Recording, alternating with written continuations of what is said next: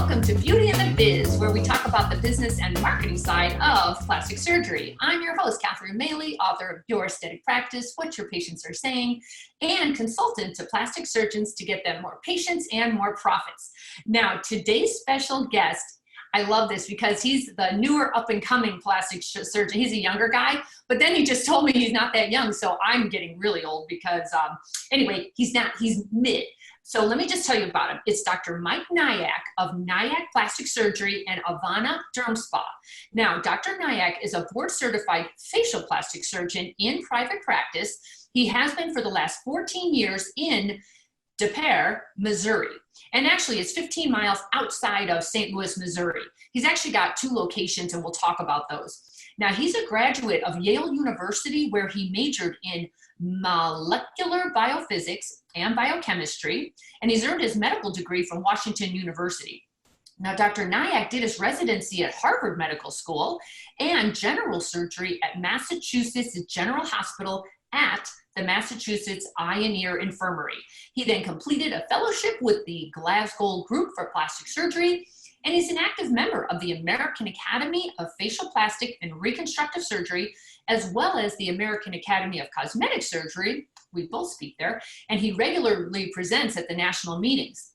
Now, Dr. Nayak specializes in rhinoplasty, facelifts, and injectables, and his private practice includes a state-of-the-art accredited surgical facility, as well as Avani Derm Spa that offers non-surgical services such as facials, makeup, spray tan, waxing, injectables, cool sculpting, and lots of other lasers, and we'll talk about his business setup. And he also started his own skincare line under the name Avani. Now, his humanitarian efforts include an annual trip to Hanoi, Vietnam, to provide reconstructive surgical services, as well as to teach local surgeons his own innovative techniques. Now, Dr. Nayak also offers pro bono rhinophyma reduction services to those who qualify. Now, to keep him and all of these profit centers running smoothly, it looks to me from what I found on his team photo on his website, he's got a team of over 41 people, and that includes his wife. So welcome, Doctor, to Beauty and the Biz. Thank you for having me. I really appreciate it. Sure, no problem. So, of course, we have to still talk about COVID because that's still the #1 conversation. So what's happening in Missouri with COVID and with your practice? Well, like everyone else, Friday the 13th of March was kind of our last real day. And that weekend, it became pretty evident that we really couldn't operate as a non-essential business. And we did have some local peers that kept on right through the lockdown under the auspices of being a doctor's office. But, you know, I like to joke all the time, you know, I used to be a doctor. We're not a real doctor's office anymore. And so we closed down and we remained completely closed through the 18th of May. So Missouri is a little bit of a Wild West kind of state, man. Our government is very localized. It's not very state-led. So the state pretty much says, okay, you local counties decide what to do more than the state government's can take over. So the state government has been more lenient or that kind of stuff. So, but our local county, St. Louis County, has been a little tighter. So May 18th was when St. Louis County said that certain non-essential businesses could start to reopen. So May 18th, which was 2 months into lockdown, is when I started doing surgery again, elective surgery again. And so we started with that because it's a subset of our staff. It's, you know, maybe 6 staff members that need to come in for that. It's 1 or 2 patients a day that we could realistically PCR COVID test. And we can start just a small group work out the kinks a little bit. So we did a week from May 18th, which was a Monday, through the end of that week, just getting back into that feel of actually being back at work, and a very limited number of people. May 25th, a week later, was Memorial Day. So the day after that, the Tuesday, we brought back the rest of the staff, but we didn't see any patients. So we just had we have, depends on the day, we have between 45 and 50 staff members. So we had the staff come back, populate the 2 offices, but just getting used to all the new routines, you know, how to check in and how to screen and how to wear your PPE and what's appropriate in what circumstance. And we got them used to treating wearing all this stuff because we had, you know, almost 50 staff members that had not had their treatments in 2 months. So that was a way for us to let the staff get all their treatments again, so they were all happy, and it was a way for the staff who was on the treating end to practice doing treatments wearing this cumbersome PPE. So that was the second week that we were open. And then June 1st was the third week that we were open, and that was when we kind of opened up to patients in general, probably at about 70% scale, so that we could have adequate breaks and sanitation and that kind of, and also just to give the staff a chance to take their mask off and catch their breath and all that kind of stuff. By the way, you did one of the best COVID safety video that I've ever seen. If anyone gets a chance, you have to go to NayakPlasticSurgery.com Instagram, and he's got all his staff in this video. Who was the director? It's almost like a production.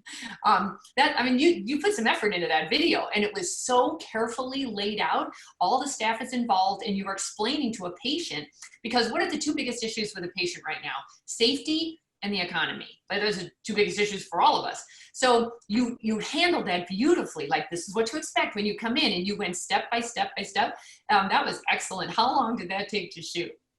Well, I tell you, so I'm really blessed with an amazing staff. So what I did is I wrote the screenplay, if you will, the various scenes and lines, and then I actually have an employee who's my social media director, Jenna, and I'd love to give her a little shout out here.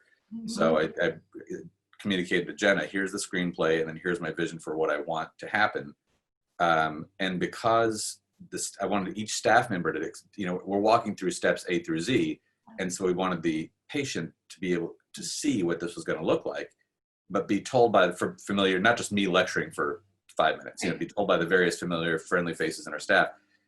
And that was a peak COVID time, so we couldn't really have Jenna film the staff member unless the staff member was wearing a mask, and then that's not a really good visual to have someone talking through a mask at you. So what we did actually is I wrote out the screenplay, and I told Jenna I wanted her to assign a line, each line of what we want, to an individual staff member, and then just split them out in different parts of the building, and they actually selfied each line. And that way, simultaneously, 15 or 20 people, however many were involved in the video, simultaneously were out there recording their line until they were happy with it. And then they sent back their raw material to Jenna. She edited it. We had that whole thing done in like 4 hours. No kidding. Last time I looked, you had over 2,000 views on that. I'm sure That's it's good. grown since then, but it was killer. I highly recommend everybody start thinking that way, and if you can get that staff person, I was thinking, are you literally doing your own social media? Because that was a big deal. So you've got a good person on staff. I frankly think, we'll talk about marketing later, but I think everyone's going to have a videographer on staff and a social media director on staff. I think you have to. So yeah. All right. So let's just talk about, you have a very unusual business structure, and you've got all these staff. Did all the staff come back? I mean, what happened to everybody? So it's really interesting. So all but one of our staff that we started with at the lockdown, all but one has returned. That one is selling so much online product now through our online channels that she's effectively replacing her original revenue, and she'll probably still come back anyway, but she's got personal reasons to be particularly cautious right now. So when she does come back, I know she will, but I'm not sure if it's going to be in the next week or two. Until then, she's actually replacing her take home quite nicely just with online skincare, which is fantastic. And we've hired like 6 more because there are new jobs. It takes 1.25x the effort to execute 1x the work compared to pre-COVID. So, there's a whole new job called a gatekeeper, someone to sit at the front door and, screen temperatures and oxygen saturations and orchestrate getting in and out of cars and all that kind of stuff. That takes a human being. And if we're open, 50, 60 hours a week in 2 locations, that's 120 hours. That's 3 full-time employees, So we've actually added like 4 or 5 part-time employees to capture those 120 hours worth of extra work. So everyone came back -1, and we've added 4 or 5 more. Did you extend your hours to try to cover for the loss of the volume that you used to enjoy? No, I would. It's interesting. So every decision that we make is always a tension between, what's the plus and what's the minus. And when we had a few meetings leading up to reopening, a few virtual meetings leading up to reopening, and there was significant hesitation and significant kind of, it wouldn't have been great if we said, let's extend hours. And I can understand it because, at that point, there was still there were no camps open, there were no daycares open, so if we extend hours, who's gonna watch these kids? You know what I mean? So it wasn't just like a lot of my peers were like, oh, we're gonna extend hours to make up for the slow people and missing 2 months. We could have maybe forced the issue, but it would, we really try to have to balance happiness, like team happiness, with patient happiness. It's not even about revenue. It's about patients want to get in. There's only so many slots, but the team has to have a life too. You know what I mean? So we did not extend hours, the short answer.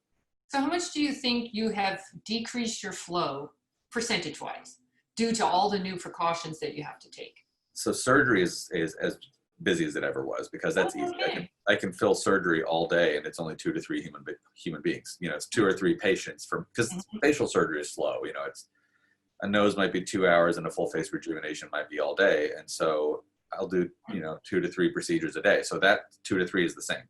Mm-hmm. The non-surgical side, again, we've only been open on the non-surgical side for 21 days now. We started slow, like probably 60%, 70% the first week.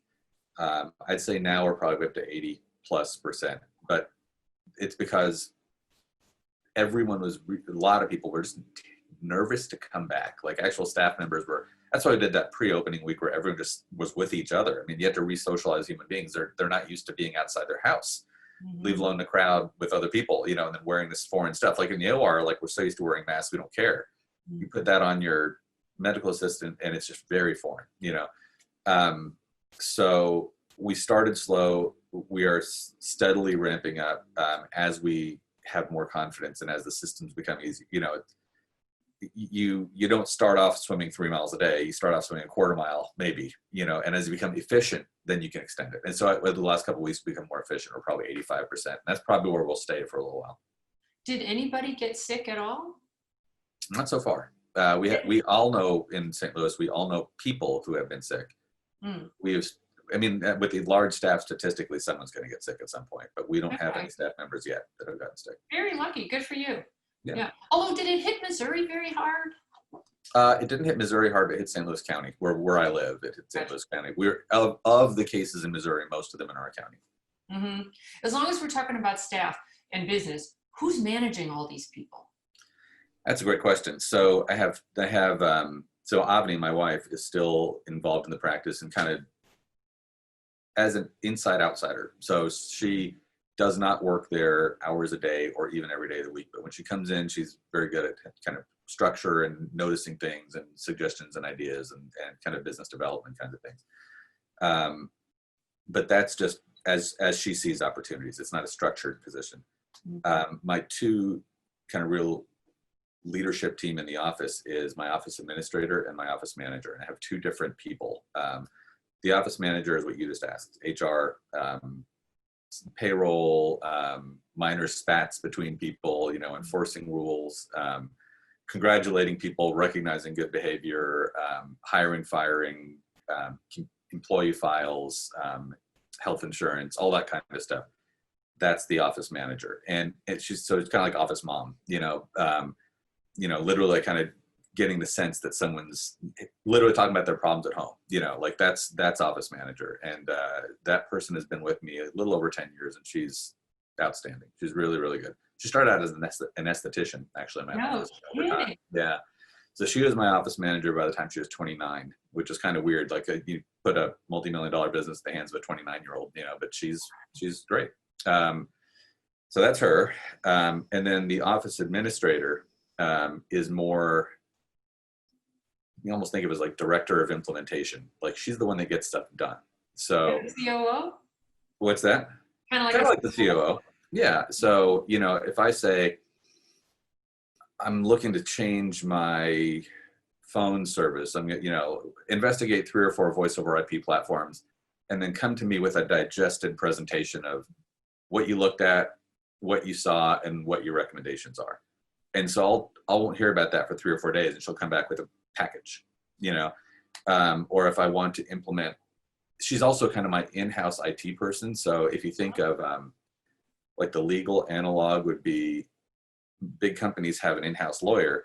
That in-house lawyer can't do all the legal work themselves. They're not specialists in all the different things that they might need to do. But they can hire the specialists and speak their language and manage those specialists while they do the actual heavy lifting, and then the in-house lawyer is kind of the liaison.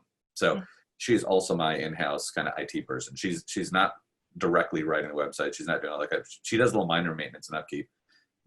But she is the person that I go, this is what I need, and then she'll go find out what happens and make it happen. So she is the get stuff done person, like projects, tasks, almost anything that touches IT will go through her. And then the other one is the keep people happy person. So there's people employee, and the processes employee.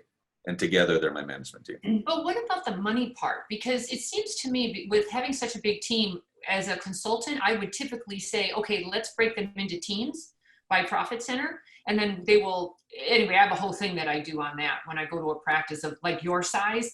It needs culture, and it needs KPIs, and it needs processes, and it needs a lot more structure than that informal, because I'm sure 10 years ago it was very informal. What did you start with? A few people, and look at you now.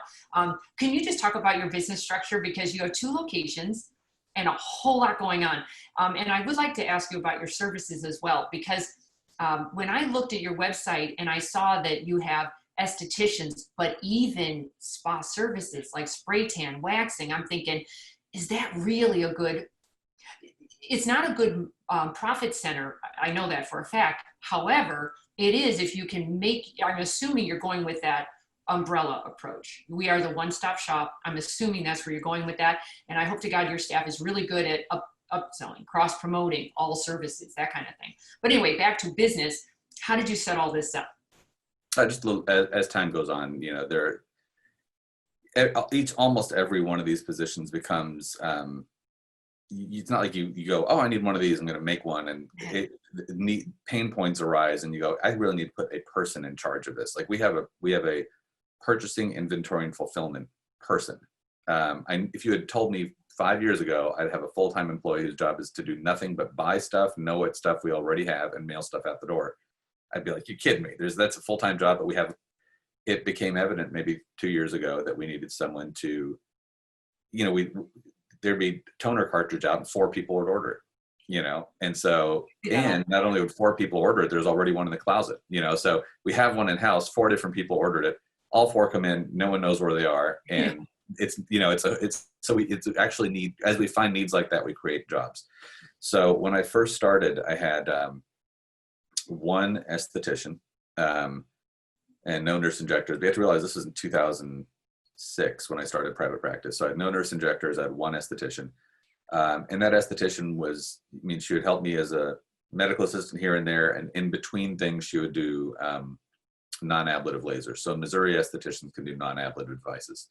She was doing no facials, no spray tans, no waxing. It was the only thing she did service-wise was non-ablative lasers, and then she'd help me. As we grew and got to a bigger footprint, so we're in Missouri. We have, you know, space upon space upon space. The hardest part of a lot of this is you were kind of implying there's profitable and then the less profitable offerings. So we're always squeezing out the least profitable offerings in favor of more profitable offerings. We had nails and massage for a while, you know, but those got squeezed out in favor of other things. As we grew, then we could actually take our estheticians and let them do other typical aesthetics things like facials, like peels, like microdermabrasion, all that kind of stuff. Back then it was even pre-microneedling, which they can't do in Missouri, but it was just all those types of things. Spray tan, one of my employees, you know, I came to me maybe 7 or 8 years ago and said, we need to do spray tans. And I said, just what you're just implied. You're crazy. Spray tans are not a profit center, you know, like why would we do that? And there's every corner's got a spray tan operation on it, you know? And so we did add it. It was actually, to me, is it a super profitable thing? No, but makes people happy that the estheticians like to do it. We don't do it at a price that we won't do it for, you know? So if they're looking for ease and convenience while they get their facial and get their spray tan, walk out the door, we're there for you. if you're looking for the absolute cheapest spray tan you can get, you might want to go somewhere else, you know? And so that limits the number that we do. We do a value-based number. Yeah. And it's been successful. As a matter of fact, right before COVID, we were literally considering, this is one of these things where I was just saying, you kind of develop, I think this is a job all by itself, you know, spray tan tech, just a person that just mans the spray tan room. You know, we actually have one room in each campus, so it would be 2 spray tan techs just to peel those out from the estheticians. Right now, we're not doing any spray tans because with COVID, you know, I think that'd be hard to say that if that patient or that employee was positive, I don't care what kind of mask you're wearing, when you're blowing that thing around the room, I don't think that's really controlling anything. So right now, that's on pause, actually. What I do as a consultant, how I handle that, I look at the revenue stream as you have built right now. And then I look at the counter to that. And I say, okay, what if instead of you providing spray tans, everyone's doing it already anyway for another price. Would you be better off having somebody develop relationships and alliances with the spray tan people and let those girls be a good referral source to you? Same thing with estheticians, same thing with hair, all of this. Is it better to do it yourself or sometimes align with the neighborhood and not fight them and not compete with them, but turn them into your ambassadors? That's how, and it would just be a numbers game and you just test it out and try it that way. Anyway. Yeah. And then the intangible part of that is what makes people happy, you know? So it is not necessarily that the highest profit per minute or square foot operation is also the highest happiness for staff and patients operation, you know? So we're always kind of balancing. It's not like we're in a grocery store and a restaurant business where we have 1% margins and, you know, we're going to live or die on some of these decisions. Like I have staff members that love doing spray tans, you know, and I have patients that love getting them, and we can do it. So I know what you're saying. Like there are certainly things that honestly, like if you really take it to the extreme, I should stop doing surgery and just make my living through a 30 gauge needle all day, and it might be more profitable. You but think? would I be happy? Oh yeah. Yeah. How much of your revenues is surgical versus non-surgical, percentage-wise? What was that? What are your revenues percentage-wise, surgical versus non-surgical? I can't tell you exactly, but it's majority non-surgical now.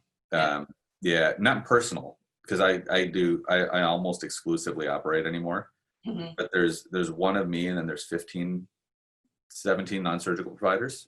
So when you have one surgeon, and on a normal year, we would travel like, 13, 14 weeks a year. So I work about 75% of the time, and I do surgery, and it's one guy. And then you have 17 non-surgical providers that are more they're all round more, just by numbers, that side is going to become the heavier side of but that's by design. Like, I mean, I want it to be when I leave the office that we're still doing just fine. That I'm not a slave to the machine that I built. Well, I used to run a surgeon's coaching club with Ed Williams upstate New York. And he always said, if you're responsible for more than 27% of your revenues, you're not running your practice like a business. And the doctors would say, 27%, are you kidding me? I'm 97% of it, but that was the mind shift change. It's time to look at your practice as a business and say, are you able to walk away? Are you able to be sick? Are you able to go on vacation? Are you able to have an unforeseen incident happen, like your house burned down? That kind of thing. So back to the staff, and talk about your business structure, because you are quite a business there. You're not just, describe your practice physically and how it's set up. So we have 2 locations. Our main location is in Frontenac, Missouri. They're both St. Louis, so one neighborhood in St. Louis. That location is 16,000 square feet. The ground floor, 8,000 square feet, is all clinical. There is no office space. There is no clerical. There's no storage. It's all clinical on the ground floor. One half of the ground floor is my surgery center and 5 or 6 exam rooms that I use when I'm doing pre-ops and post-ops and consults and that kind of stuff. And when I'm not in there, then sometimes my nurses will actually spill over into those rooms and use them as injection rooms. So that's the half of the ground floor. The other half of the ground floor is branded, that Avani Derm Spa brand. And it is all the non-surgical. So toxins, fillers, devices, aesthetics, spray tans and that when we used to have them. And so that's the other half of the ground floor. So those are the two general pieces of the ground floor of that building. Our second location is about 3,500 square feet, and it's just an echo of the non-surgical side again. Same services. So that's all the clinical stuff. And then back to our main building, the top 8,000 square feet is our administrative kind of back of house area. So half of it's dedicated to our call center and offices, and staff break room and staff gym and that kind of stuff. And the other half is storage and shipping and receiving. So we have all of the things that patients don't need to see pulled up away from where the patients actually go. So it's totally isolated from the rest of the practice. Okay, and like I mentioned to you earlier, your office was 8 miles away from the other one. So I said, what was the point? Like, why would you have two locations? Because I just have found that if the doctor's not nearby managing things, it's like the wild, wild west in another location. You have to really know why you have another location, I guess. And a lot of them have another location 30 miles away because they're pulling, or they think they're going to pull. I would just look at those numbers. Is that working out, or is it just a distraction or whatever? But for you needed to, just because to address the demand. Is that right? Yeah. So my house is actually halfway between both locations. So it's easy that way.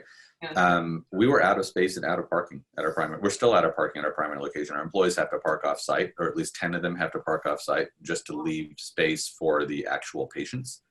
Because we only have 40 parking slots in our lot. And so if we have close to 50 employees, let's say 30 of them are working at Frontenac on any given day, that's most of your parking lot, So it becomes a problem. We don't have public transportation in St. Louis, so that becomes a big problem. So we couldn't actually see enough patient. We had more patient demand than we could handle with the staff that we could actually park.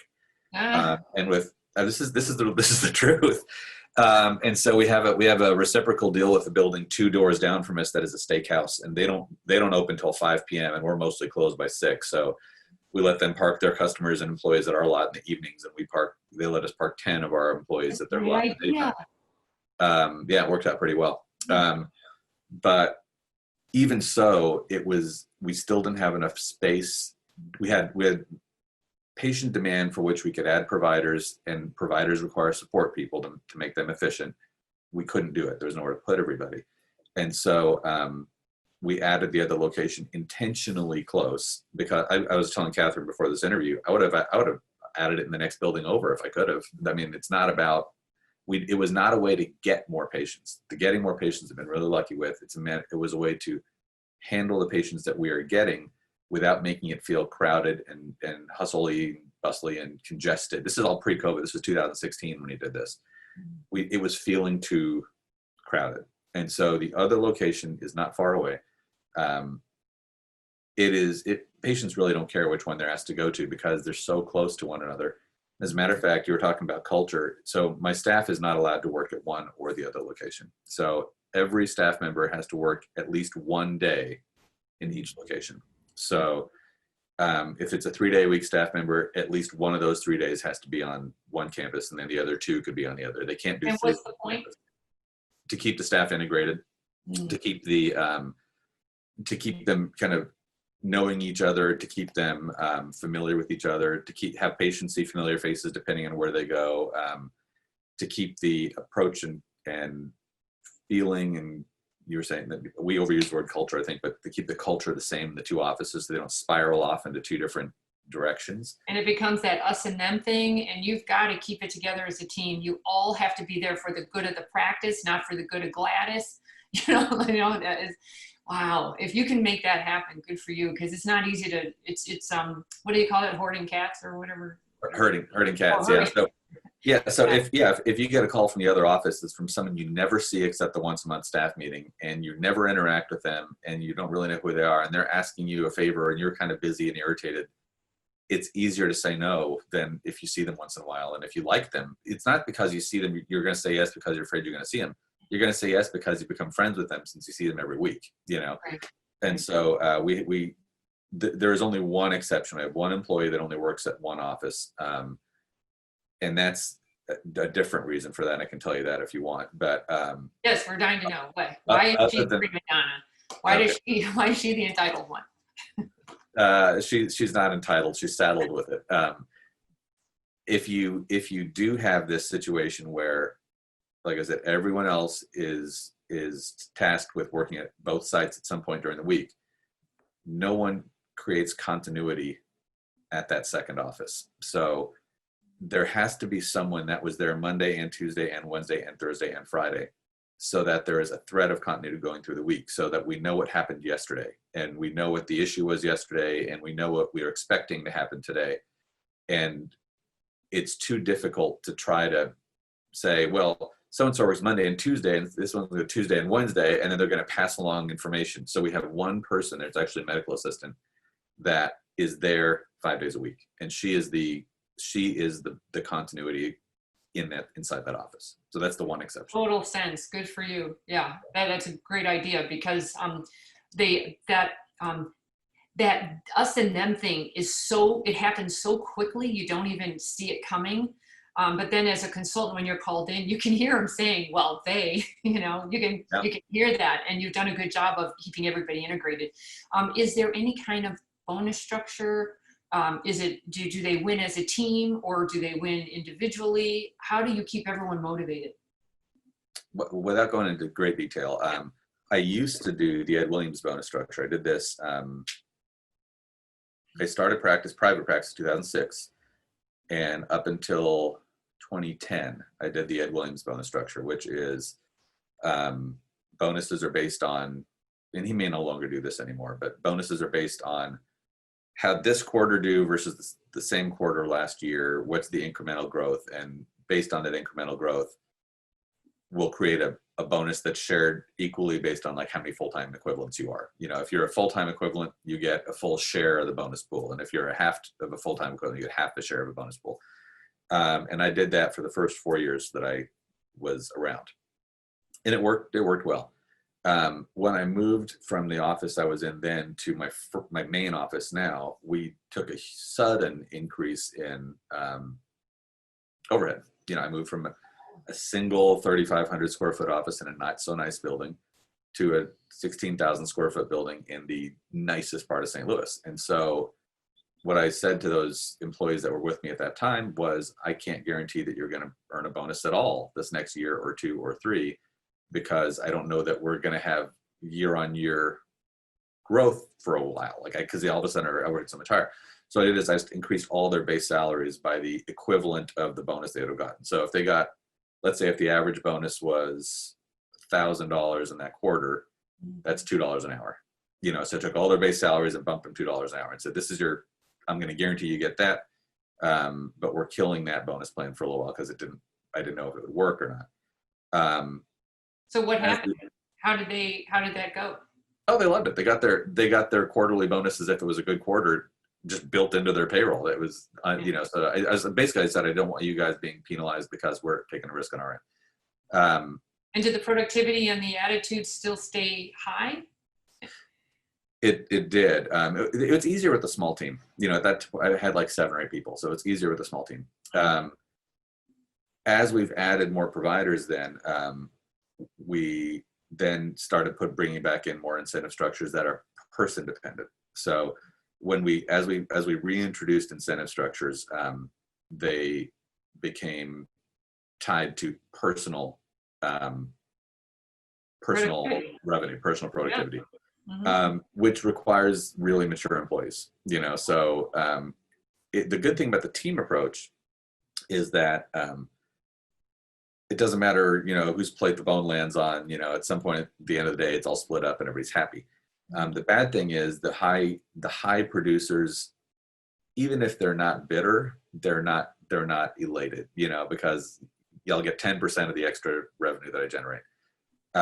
When it's more individually driven, there's less bitterness from the high producers, and they really feel like they're going to see reward directly based on their own efforts, which I think is it's kind of a meritocracy in that way.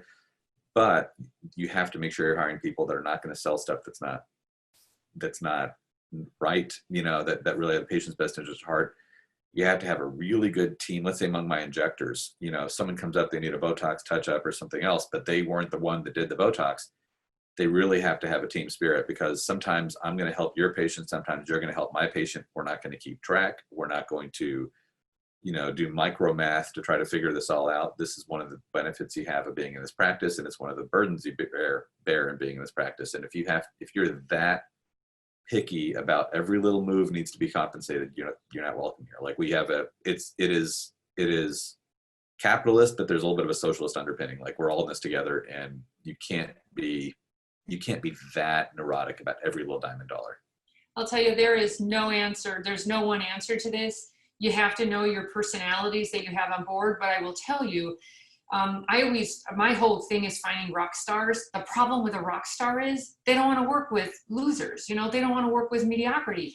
And trying to balance that out is killer, because on the one hand, when they plan as a team and work together as a team and celebrate together as a team, then they'll hold each other up. They'll hold each other accountable. Like the one that's, you know, not doing their fair share, they'll call them out. But if you have that rock star who's like the entitled one, like coordinators, quite frankly, I have a very strong sales background. I've never gotten a paycheck. I've always worked off a commission. I've never gotten paid unless I produced, period. But I'm not a good team player. So, you know, you're trying to figure that out. So if you want somebody to crush it, but they're not going to play well with the others in the sandbox, you have to deal with that. And when you have a team as big as yours, culture is everything for you.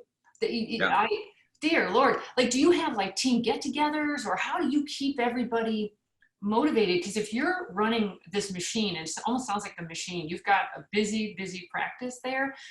Is there any burnout, or how do you avoid it? You know, everyone has bad days. I mean, I would be lying if I said, oh, it's just utopia and everyone's smiling always.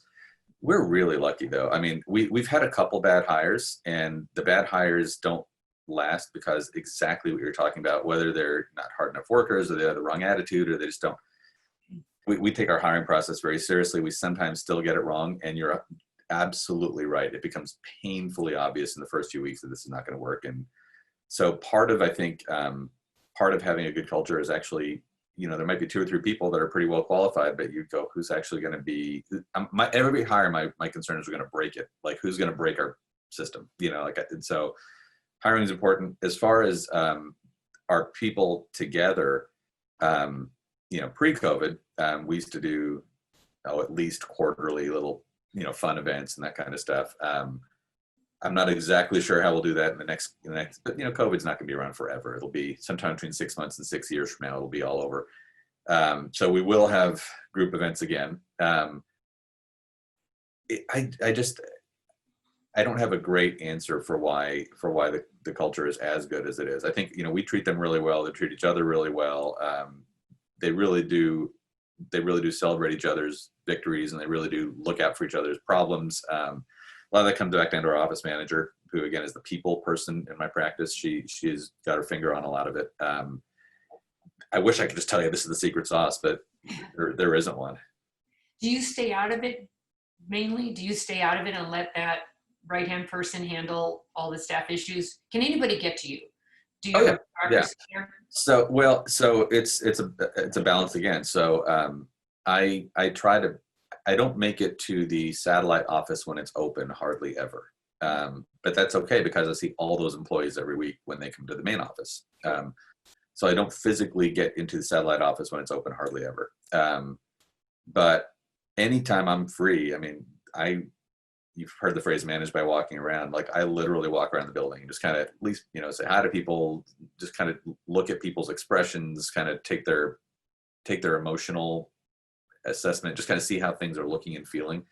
And so I'm all over that building, both upstairs and downstairs, many times every day, as are my managers. And can anyone get to me? Sure. Anyone can always email me or text me or you know, just walk in my office. But the reality is that happened more when I was 35 and had 6 people.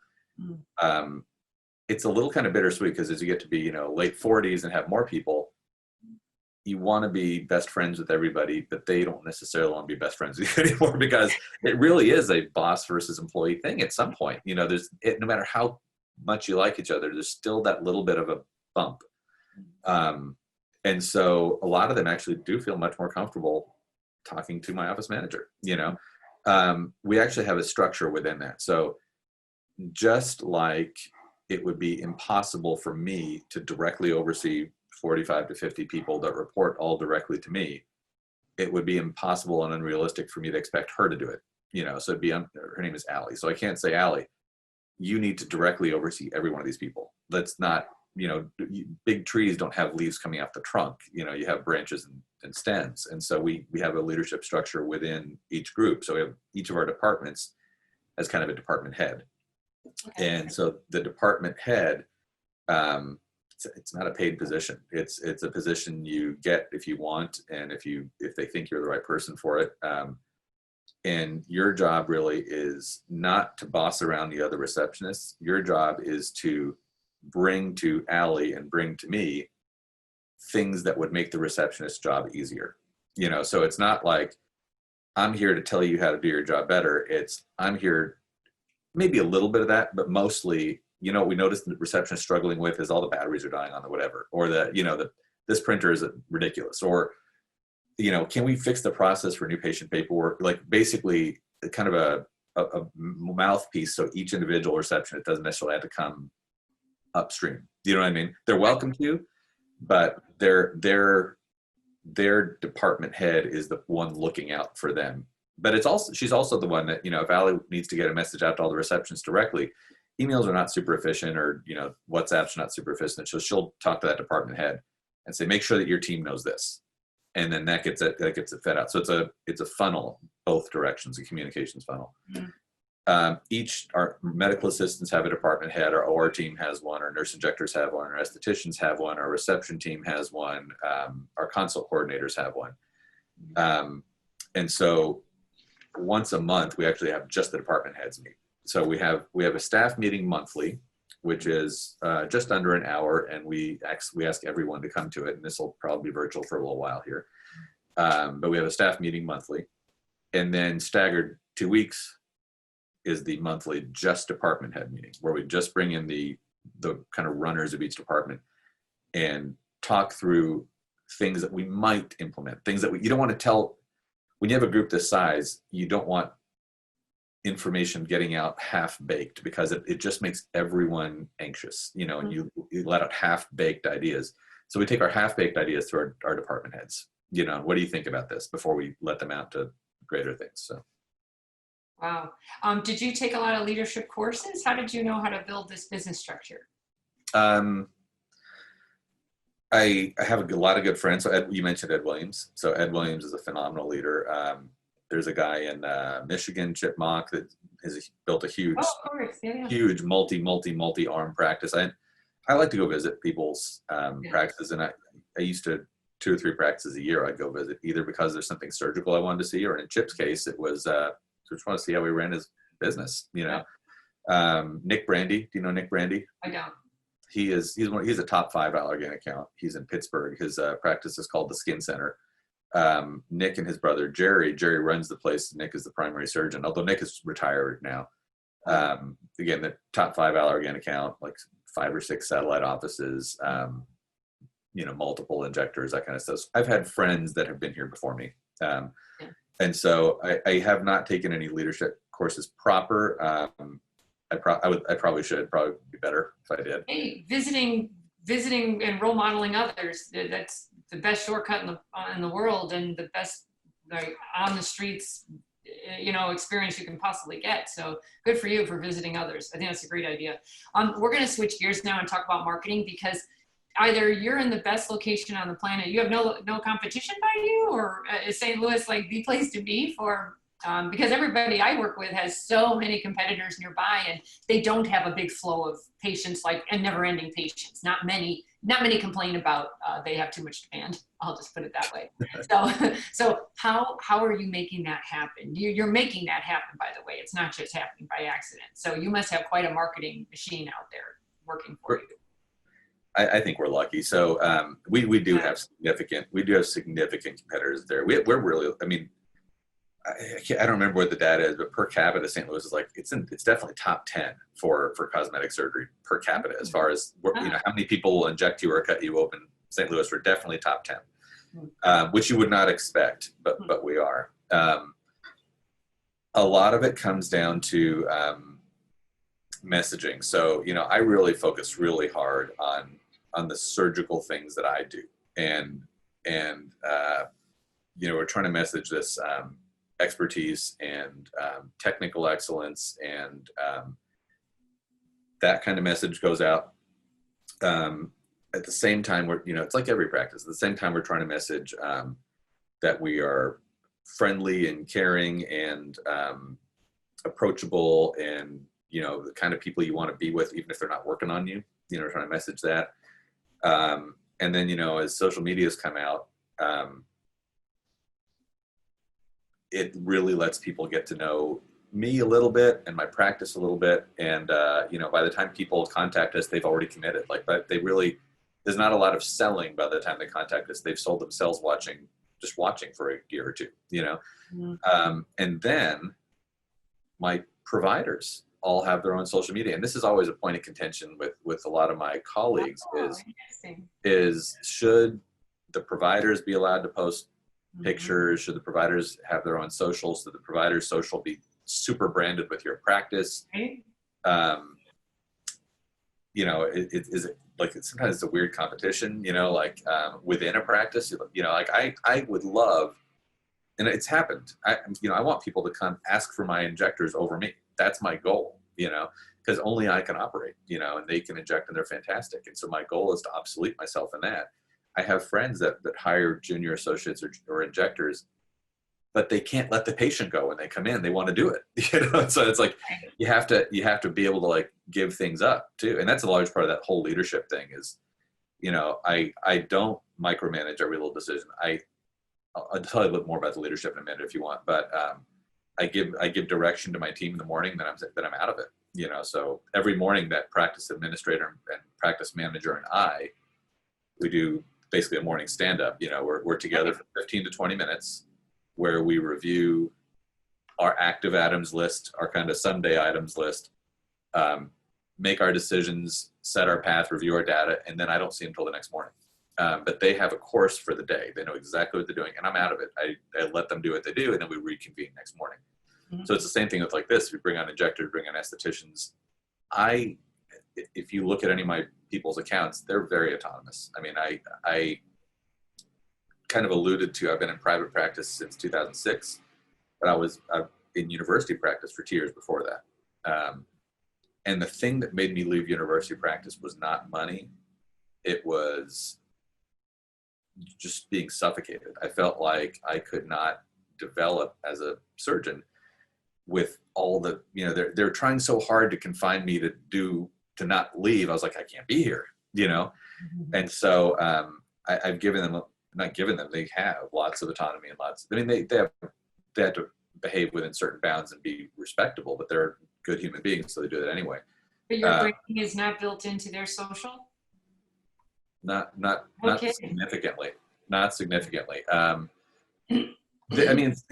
like you'll see like our logo on their scrubs, or if they have my social person produce a video for them, our logo may appear somewhere. But we don't really demand or enforce. If you put out a piece on social that you have to say you work here and blah blah blah. Just put out the piece. Mm-hmm. And that's been really helpful too. So we don't have one voice out there trying to bring in people. Mm-hmm. I'm doing it, but people love their providers, and their providers that they love get other patients that get referred directly to them because they love that provider. So mm-hmm. They're not just there to help handle the work. They actually generate incoming patients on their own too. For sure. And are they good about cross promoting to you? Like, do all arrows point to surgery or no?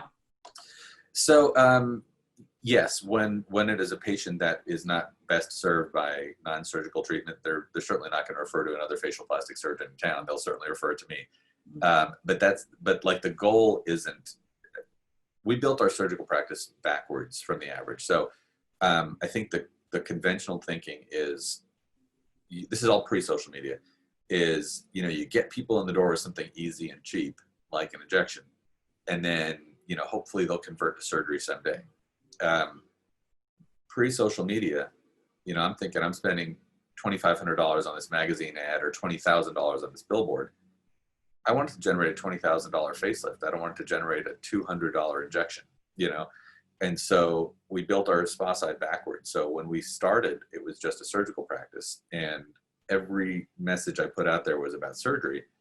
And by the time I got them in and operated on them, now going forward, retaining them with their injections and peels and lasers, that's easy. They've already made a big commitment, big decision to have surgery. And so it's not like we bring people in for injections hoping that we can convert them to surgery. The injections are they're their own end. They're their own goal. You know, a lot of people that are having injectables and lasers and non-surgical treatments are not going to be surgical candidates maybe ever. And that's not on their horizon, and that's not what they want. It's not what they need. You know, it's a different world. Like when we first started in this industry, plastic surgery was about fixing a deformity or reclaiming your looks from when you were younger. Mm. There's a whole third arm out there right now, which is I'm not deformed, I'm not ugly, I'm 19, but I want to look amazing. Mm-hmm. You know, it's kind of living your best life, glow up, optimizing. That category didn't exist, you know, 15 years ago. And it's also the fastest growing category, and they're probably never going to become surgical. You know, they're mostly injectable. So it's not like every time we bring an injectable patient, we're thinking, how are we going to convert them to surgery? Perfectly happy to leave them as an injectable patient. What is the goal? To keep them under an umbrella, you know, to keep them under your roof? Absolutely. So that's back to, let's say, spray tans or, you know, some of the facials or waxing. You know, there is, again, I have employees that enjoy doing those. Patients do need those services. They're going to get them somewhere, and they're going to get them somewhere.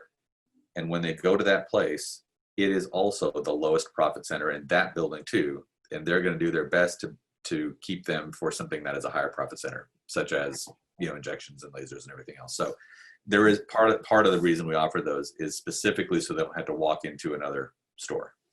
Gotcha. So for marketing channels, you know, it's funny, you know how I first found you? You first came on my radar. I fly more than 100,000 miles a year, or I used to anyway, and now I don't go anywhere, but I saw you on the airplane. So American Airlines magazine. Then it was at the top docs, and I thought, oh, and then I remember, I always look at that now and I think, you guys, does this really work? And what I've noticed is there are different reasons for doing it. It's very good for branding, I will say that. I don't know how many people are in the air saying, oh my God, I've got to call that guy. I think it's not an easy straight shot. You know, looking at the magazine and getting into your office, I think is a long road, but I do like the branding part of that. So for marketing channels, you're using that one, but did you get into the PPC and all of that? Like how are you marketing yourself? We currently do no PPC. Did you used to, and now did you used to, but didn't get good results, or what? Well, so I'm gonna break this up into pre-social media and post-social media.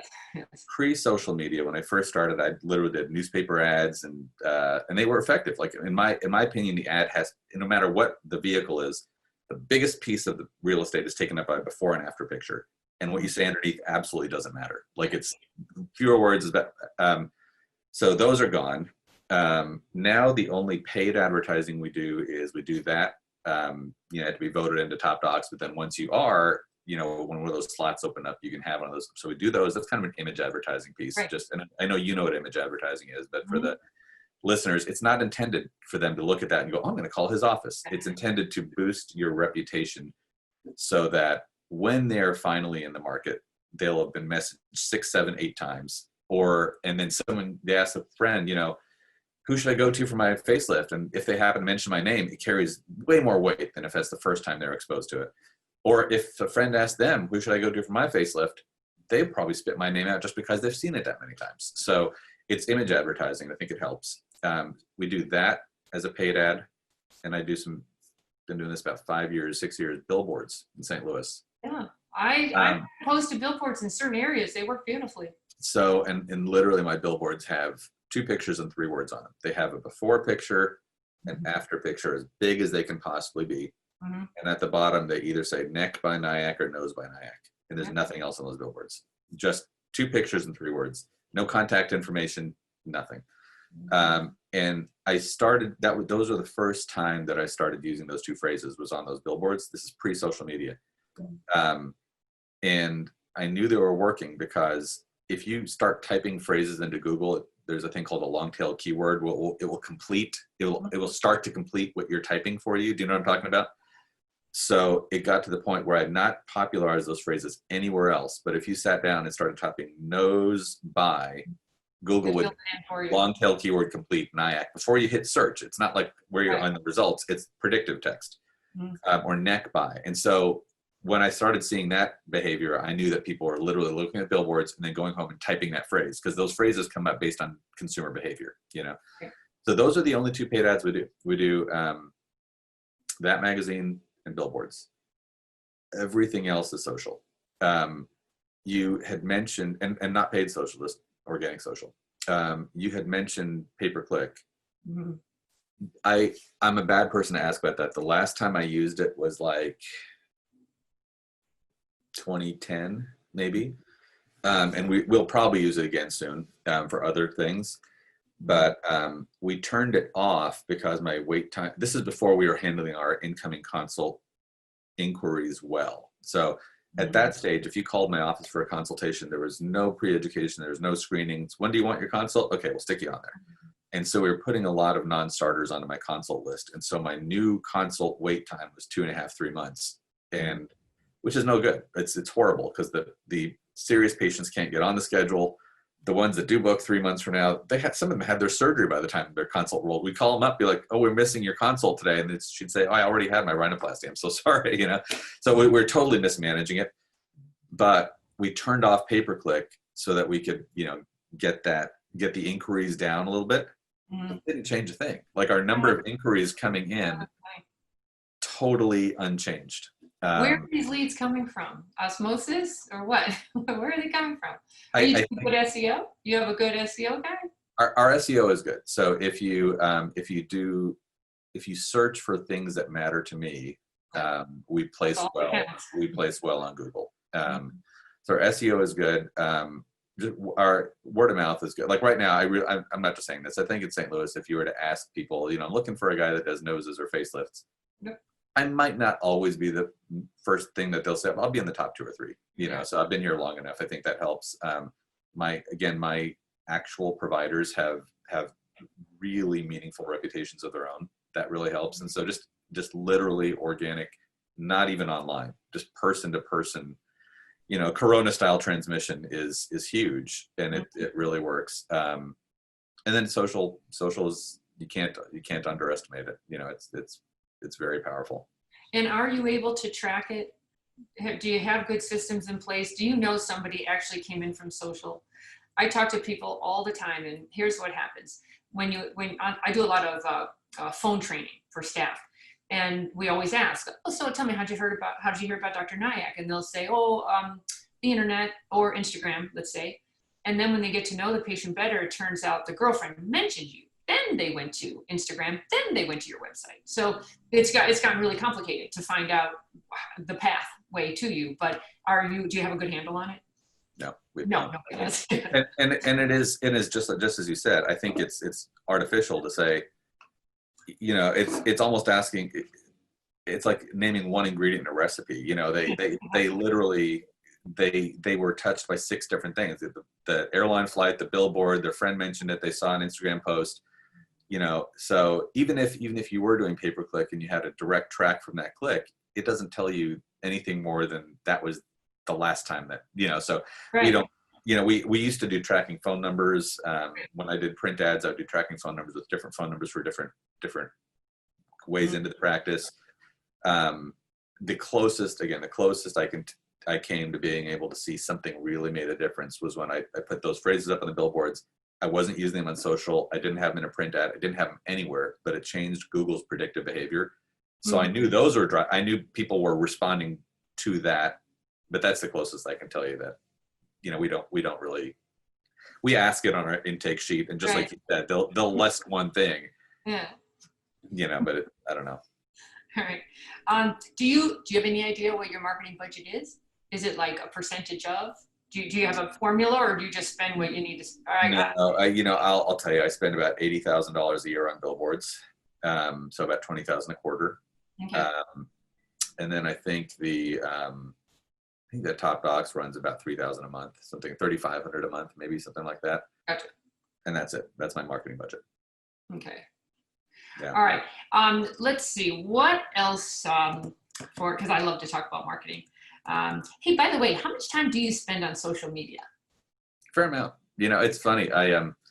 When I first started Facebook, it's probably close to 7 or 8 or 9 years ago. I did it solely. It was actually at an AACS meeting, one of the ones in Orlando. Yeah.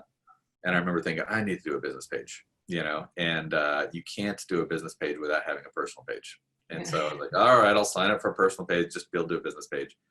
And that was a bad idea because I do spend a fair amount of time on it, but I do think it makes people feel connected to you as well. So. Well, at the meetings, now we talk about social media all the time at the practice management sessions, and some of the doctors are spending hours, 5 to 7 hours a day. And I used to think, are you out of your mind? Don't you have something better to do? But it's just the way life is now.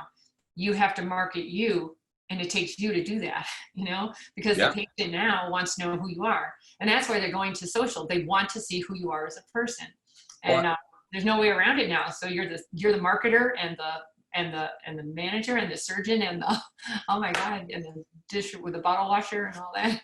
I'll tell you, one of the things that I'm still having a really hard time figuring out is, as you said, you can't do it all. So I have Jenna, who is my social media coordinator, who I love, and she's fantastic. But you can't have them kind of run it either, because then it's not authentic and people don't like watching it. So it's very interesting. I think you can probably look through my posts and reading the tone, you can tell when Jenna posted something, when I posted something, and that is probably not good. I know it's definitely not good. Like if I wanted it to be really effective, I would do more of it, and she would do more on the kind of production end, and I would do more on the posting end. But it really comes down to just time and desire and demand. Like what exactly is that going to accomplish? A lot of times we're like, well, couldn't you, if you brought on a partner, couldn't you do, more surgeries and more whatever? And I'll be like, yeah, but what exactly, how's that going to impact my life? If I bring on another surgeon and pay them what they're worth and keep them happy and blah, blah, blah, great. I'll make 10% more in a year with 100% more complication and stress and everything else. Like, is that really worth it? You know what I mean? So there's always the second, it's not always just about the revenue piece of it. It's about just happiness and longevity is a big part of how I run the practice, Actually, I think I know your cat. He's been in Instagram. We'll bring him up here. Where's he hiding? Oh, there's Dale. This is Rocky. Oh, that is so funny. He's my buddy. I should go get my dog. Where's my dog? Cash, come here. No, I have him hiding. That's adorable. And actually, I was going to ask you about that, the business model. Are you trying to scale? Are you where you want to be? Or has COVID changed any of that for you? Like what your vision is? Right before COVID, we were looking for a third location, actually, because we are maxed out at both places right now, right before COVID. And you're going to think it's crazy. We were going to do the same thing. We were literally looking for a spot that was not that far away, just to take overflow. And obviously that got put on hold. I'm content, I'm happy with how things are right now. I think we're going to give it, like I said, sometime in 6 months and 6 years from now, we'll have this COVID thing figured out. So I just kind of want to see how things play out in the next, we don't know what's going to happen in the fall. We don't know what's going to happen, next spring. So I think right now it's more just kind of be thankful and be content and, enjoy where we are for a little while mode. And it seems, so you can tell, you asked about do I take any classes, or I've had pretty good intuition about when it's time to do something, and I'll know when it's time to do something. Okay. Just out of curiosity, give me one big mistake you made, but that you learned tons from. I hired an injector once that was a terrible fit culture-wise, but I didn't know it because I was so enamored as a person with that injector. I was like, this is going to be great. I mean, hardest working person you ever met, and had such a desire to be a part of the practice. I thought that was going to be amazing. And there were some subtle messages from my staff that this probably isn't going to work out. And I didn't listen to him. And it was a tense month and a half after that. and then, you know, nature took its course and everything was fine. And what's funny is the individual, I still think the world of, you know, but I could have seen it coming if I had not paid more attention, if I hadn't been so confident just based on the person, how wonderful the person was. If I hadn't been so confident, that will kind of you know, and I should have seen that coming. And all the other ones are related to patients. All the other ones are like 100% of them are thinking that patient's going to be happy. You know, they're just weird. They're nice. It's going to be fine. And then they're just as crazy, if not worse, after you operate on them. So those are the big ones usually is patient related. I've actually surveyed several doctors about that, you know, about the patient selection. And they said, I had a feeling, but I said, I can handle this. It can't be that big of a deal. Well, it'll be fine. And no, it's not fine. And then the other one is I should have listened to my staff because they told me, they gave me a heads up and I thought I could handle it. Yeah. I'll tell you probably the best thing I ever did though, is fixing that consult process, fixing the new inquiry to getting in front of me, the process between A and B. That was probably the best thing that we ever did in terms of making my time more valuable, or making the most out of my time. Yeah, for sure. And then the last question, what's something that we don't know about you that's interesting? So, you know, I cook. You cook? No, I didn't. You don't follow my social at all. I love to cook. Look through my social. Look for Cooking with Mira. Well, you know what's funny? I don't cook, so it doesn't even register for me. I don't even see anybody. I can't even see people cooking because it's so not what I want to do. Is there a specialty? Do you have a certain dish that you like? I cook everything. I love to cook. More complex, the better. I enjoy it. So that's one thing. That's funny. Do you know I still sing a fair amount, but I used to sing a lot. Do you know about that? You sing? I was like a semi-professional kind of musician. What type of music? All a cappella, all men's a cappella. Can you throw out a few bars? No, I need a group. I'm not a good soloist. But I mean, my college group toured the world singing legitimately. Kidding. Well, you have something to fall back on if this doesn't work out. This gig. Right. Exactly. Yeah. We'll pull the team back together. Yeah. Put them on. Exactly. Get you out on the road when we can travel again. Yeah. Exactly. All right. What else? I guess those are two trivia things I can tell you. Wow, that's very interesting. And any last words of wisdom for anybody? Yeah. So I'd say another really good thing, if you ask like one of the best things I've done in terms of building a practice, is when a staff member comes to you and says, you know, I don't think I should be doing the job I'm doing. This is what I think I should be doing. It's almost always the right choice. So when someone says, you know, I don't think I should be doing this reception job, you know, I really think here's this other, I'm literally going to describe this thing where I think I should be sitting and doing this thing. Almost always, especially if it's a good employee and someone that has the practice interest at heart and is a genuinely dedicated person, just say yes, just do it.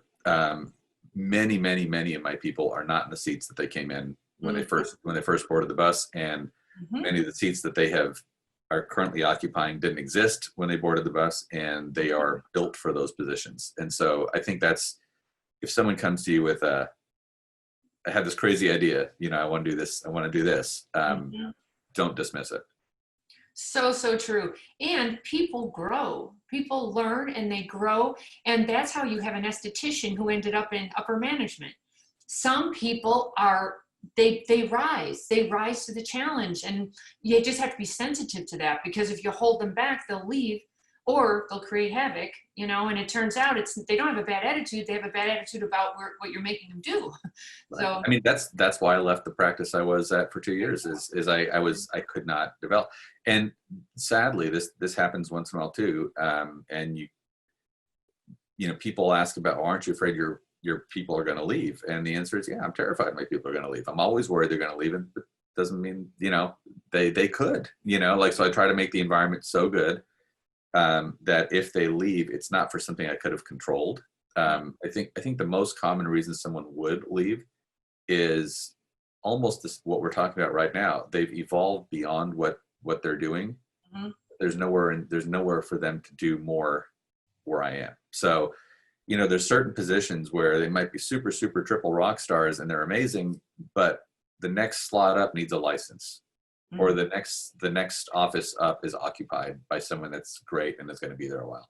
Mm-hmm. And so, you know, sometimes people leave because, you know, it's not all about you, it's about them. You know, their life is developing and their career is developing, and, you know, it's sad, but sometimes where they need to develop into doesn't exist in your practice anymore, you know? And so, you know, it's just kind of, you have to accept that that's going to happen sometimes. I hate it when it does. It's business, but that's life in business. You know what I find more of is having somebody there for 10 years who should have been gone 8 years ago. You know, I see that way more often, and nobody realizes how much toxic energy goes into that. Somebody who won't grow, who won't learn, who won't develop. I find that way more than I find that, you know, that one rock star who's being held back, you know? So, yeah, all right. We face that too. And it's always a very emotional and difficult separation at that point, because they take it very, very personally, you know? Well, that's people. We're people, you know, just working with people. That's a challenge in itself. So I didn't realize it was so late. We've been at this for a long time. It's really nice chatting with you. You're very interesting. All right, everybody, I hope this was helpful to you. Please subscribe to Beauty in the Biz and leave me a good review if you like what you hear here. We would love 5 stars. And then, of course, share this with your colleagues and your staff. That helps them grow and learn.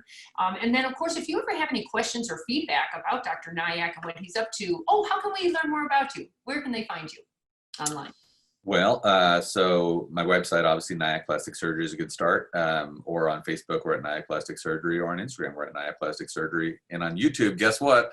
Nayak Plastic Surgery. Nayak Plastic Surgery. Good, you grabbed all of them. Good for you. Yeah. And then if you want to check me out on Instagram, I'm at Catherine Maley MBA. Thanks so much, and take care.